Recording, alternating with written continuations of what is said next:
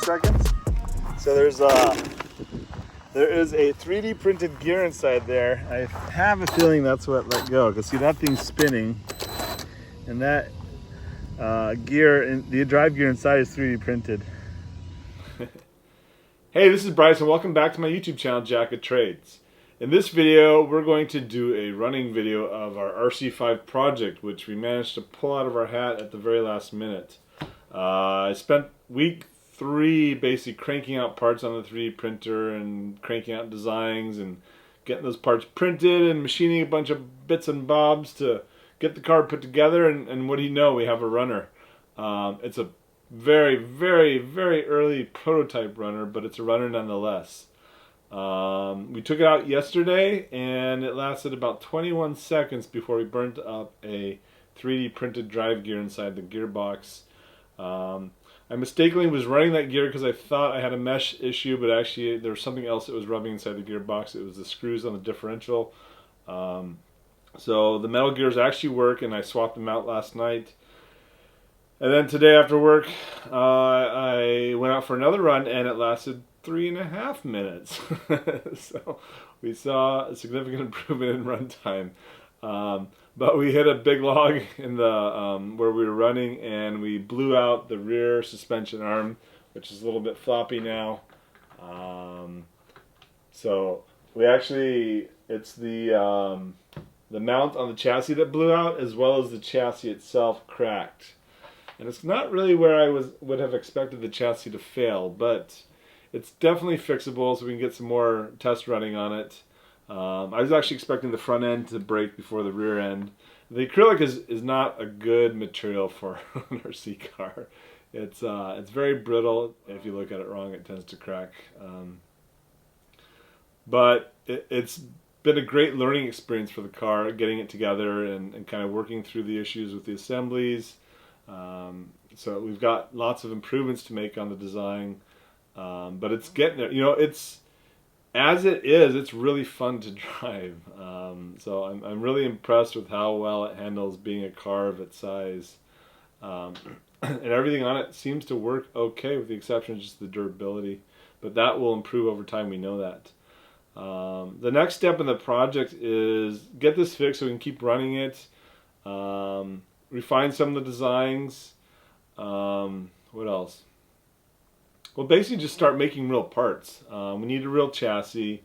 We need real plastic parts that are going to hold up to the abuse of a 21-pound, 24-pound car. And so that's what we're going to be doing. Actually, the other thing, we had kind of an accident out there. Let's unplug it. Oh, oh no!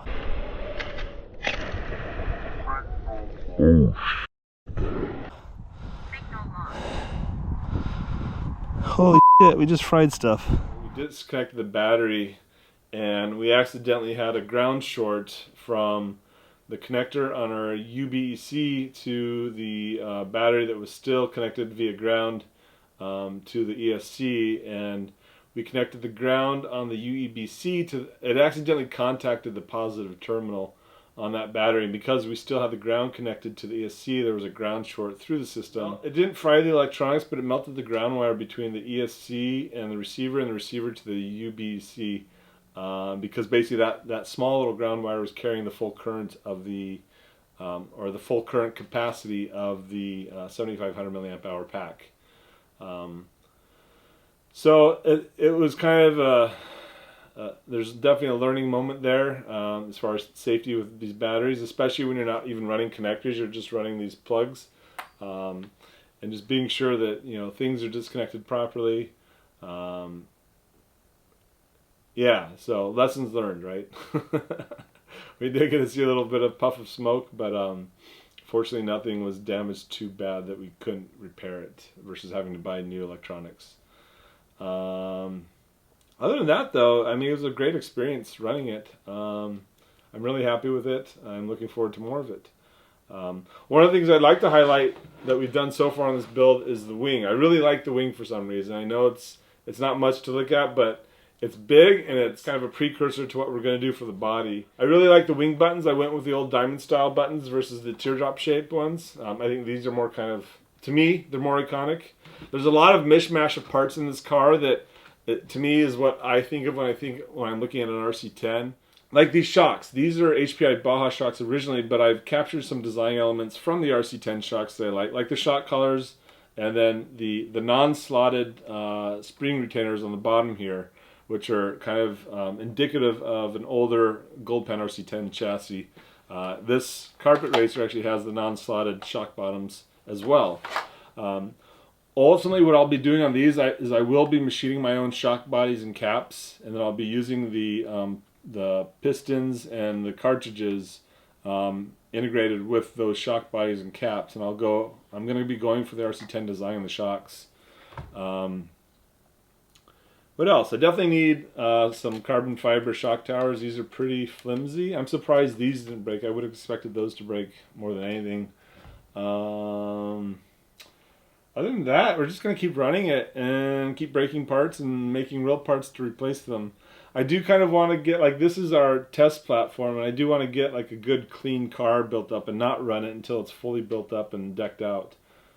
So there'll be kind of a toss-up between a runner and then a kind of a show car that we'll do the build-up on until it's completed, and then we can get some good photos of it, and then we'll do some video of it running as well.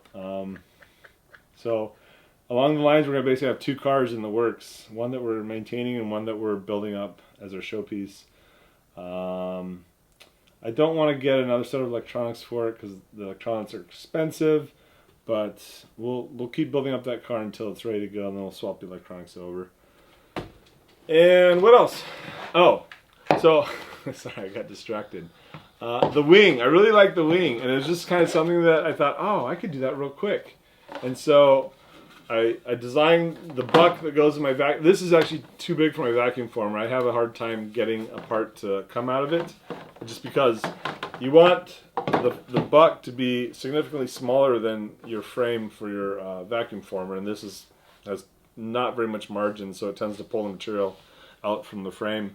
But that being said, I did get a couple of good pieces out of it.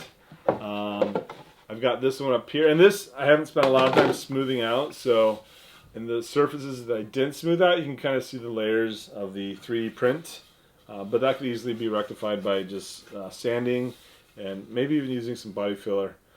Here on the top surface, so when I'm heating up the material, it's hotter than the melting point of the resin, and so if this sees too much heat, it starts to deform. Not to mention the fact that you've got a vacuum pulling on this. So this is about 60 square inches just on the top surface, and with atmospheric pressure at 14.7 psi, this is seeing probably about 900 to 1,000 pounds of force crushing it down. So it's understandable to expect this to kind of deform and squish under 1,000 pounds of force. That's just on the top surface, not to mention the sides. So what happens is it gets hot, the material gets softer, and it starts to deform, and then the infill pattern starts to project through to the part. And so you can kind of see, I don't know if you can see it on the camera, but there's this pattern that is the infill that is projecting through that top layer. And it actually shows up in the vacuum form parts too. I see that pattern in this wing, I see it in that wing as well. The other thing that I'm struggling with is I get these creases in the corner. And this is typical, I think, for deep draws. I don't know what I'm talking about. But I think this is considered a deep draw where you have to go deep versus your aspect ratio of depth to width is deep. And so you get creases in the corners, right? Fortunately, with this wing, we actually cut out those corners, and we cut them out in the back too. This is kind of modeled after the World's wing. And so those corners go away, which I'm fine with. So yeah, I was kind of happy with this and how it went, and it kind of was a learning experience in moving forward when we do an actual body like this. So what I did with this buck is I actually I printed it in 2 halves and I glued it together, and I kind of smoothed out that seam as much as I could. And so what I'll do with the body for this is I will also do that in multiple pieces that get glued together, and then we pull the vacuum on that. Unfortunately, I don't have a vacuum former big enough for this body, so I'm going to have to make a larger vacuum former. And there's lots of videos out there on how to do a DIY vacuum former. I've actually already got the heating elements. I picked those up last year and with the idea that I would be making larger parts than what I could stick into my vacuum former. So I've got the heating elements. You can probably get away with a shop vac. I've used shop vacs in the past for vacuum forming. Otherwise I have like a diaphragm pump as well. And then you just need like a large vacuum chamber for pulling the volume that you're pulling. I found that that wasn't really necessary in my experience with smaller parts, and so I used shop vacs. And then it's basically just building up a frame structure to support everything when you pull it apart. Anywho, I'm kind of going off the weeds on this guy. Let's get into the run video and see some cool footage. Thanks for tuning in and watching. Take care. Bye. Alright, so here is our RC5 all built up and ready to go. Look at all the goodies on this thing. Got a fancy little bell crank setup, fancy nose pieces, fancy rod ends.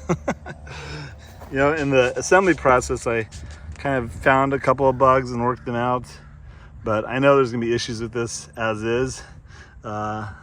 This is just to kind of have a platform for improving the build as we go along, and also transitioning to real parts versus these prototype parts. The first major part will probably be the chassis. But check that out, we even got a wing now. Only major design piece missing is the body. Yikes. All right, so we got power now. Let's, our radio's turned on. Let's turn on the car. We got 2 power switches. Those are running the UBC for the servo.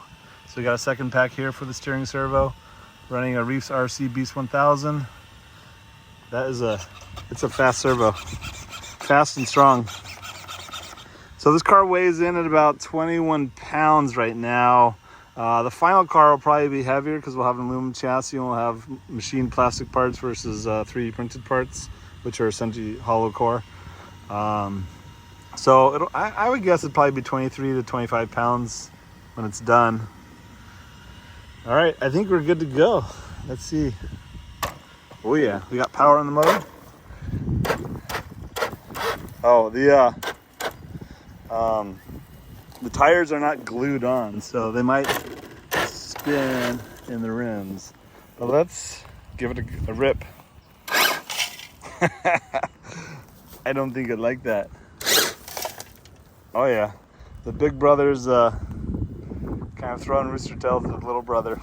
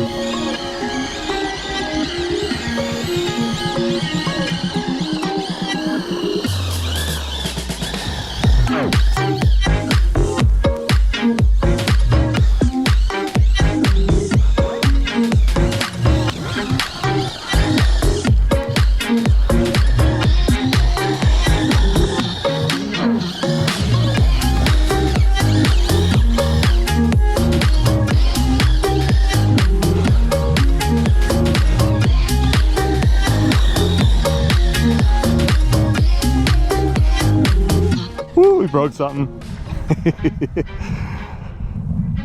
So much for taking it easy, huh?